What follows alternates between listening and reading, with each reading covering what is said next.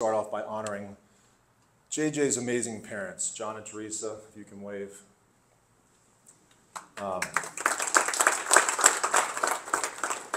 For all the hard work on the scenes and behind the scenes to help JJ become a standout player. Both John and Teresa were standout basketball players at Georgia Tech.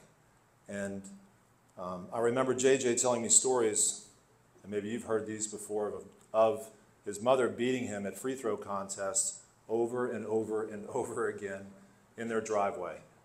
And she would never let him win unless he won fair and square. Eventually he did, and you know, JJ was a pretty good free throw shooter. A lot of that comes from his parents.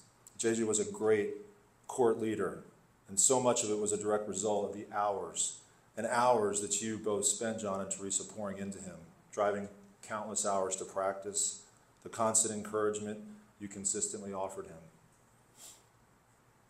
I can only imagine the emotions you felt as you watched your son continue to follow his passion of basketball by attending Hargrave Military Academy to develop and mature as a player even more. Now that school is in the middle of nowhere, and he went there to keep developing and keep growing strong. Then to get recruited by the legendary coach Rick Byrd, and later to watch him drop 28 points, as we've heard, to defeat the University of North Carolina and help lead his team to multiple NCAA tournaments, and now be inducted in the Belmont Hall of Fame. What a beautiful story, and huge congratulations to the Mann family. JJ and I met in line, waiting to order at Chick-fil-A on Kids Night in Brentwood, Tennessee. He and his teammates were sandwiched at a table in a sea of families with kids running all around. As we stood in line, I introduced myself. I asked if he was an athlete, and he graciously told me he played basketball for Belmont. At some point in the long line, I said, tell me about your faith as an athlete. Have you ever thought about that? You can imagine us in line at Chick-fil-A. And I said, would you ever want to sit down and talk about that and how you can put faith and sports together? They can go hand in hand. A few days later, we sat down, and JJ brought Charlie Dankert with him. We sat right outside the Curb Event Center at a table. The main point of our conversation was God gave his best for us. And I asked them, would you be willing to give your best to him and put him number one? A couple of months later, JJ took a Bible to Argentina. He went down there on an exchange program by himself.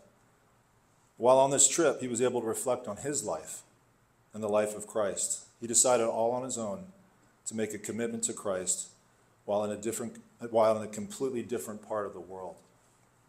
He was so excited about his decision, and when he returned, he attended every Bible study on campus.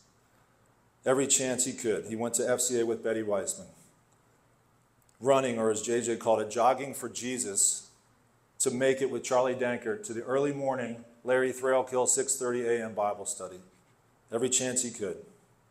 When I spoke to JJ the other day, I asked, what is something that you would like me to say at this event? And he said, I think it would be good to let people know that the simple words that they share can make a huge impact.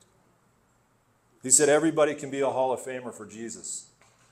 Every time you share God's love with others, you're essentially dropping threes. Every time you invite someone to pray, you're making a game-winning shot. And everyone who builds their family in Christ, you're creating a championship team. I want to finish by honoring JJ's greatest teammate that God gave him in Amy Jo, a former Belmont soccer player.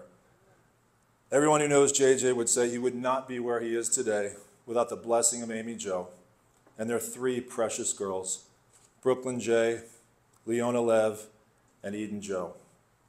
By the way, JJ, as you know, can't be here tonight because of his professional playing season in Germany was pushed up earlier than expected, but he did provide remarks via video for us. Go Bruins. Thank you.